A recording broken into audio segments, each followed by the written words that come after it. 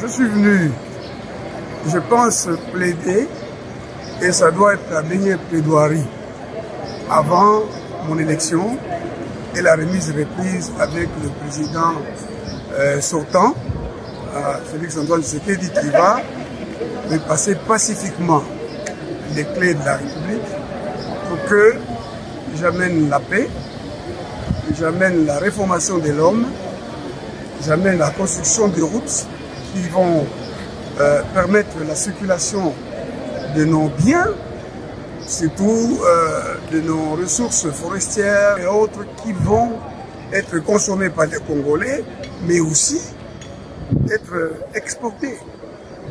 Alors, je suis avocat, je pense que c'est ici l'occasion pour moi de saluer respectueusement les bâtonniers nationaux ainsi que tous les bâtonniers, tous les honorés confrères, tous les estimés confrères, et de leur dire que je sais qu'ils sont liés comme moi par les devoirs de confraternité. En vertu de ces devoirs, tout avocat va nécessairement voter pour le candidat Théodore Ngoï Ngoma-Senga, numéro 17, Maître Théodore Ngoï Ngoma-Senga.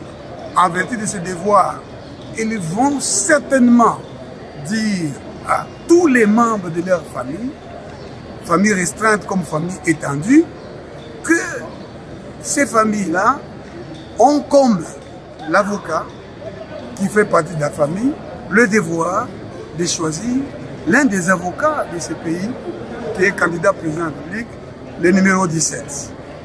Et je voudrais ajouter que quand j'étais sur la liste des sages en formation, on m'a donné cette anecdote.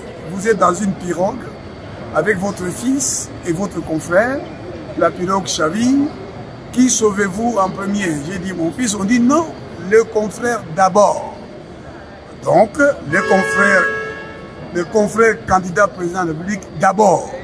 Quand vous irez dans l'urne, c'est d'abord le confrère président de la République que vous allez amener, que les bâtonniers nationaux et tous les conseils de l'ordre vont conduire au jour de la prestation pacifique en disant nous avons accompli notre devoir de confraternité en ayant non seulement nous-mêmes élus les présidents Théodore Ngoma, mais aussi nous avons convaincu tous les membres de nos familles, famille biologique, famille clanique, famille ethnique, notre terroir, nous avons dit, et c'est un devoir, non seulement de mairie, mais c'est aussi un devoir de faire campagne.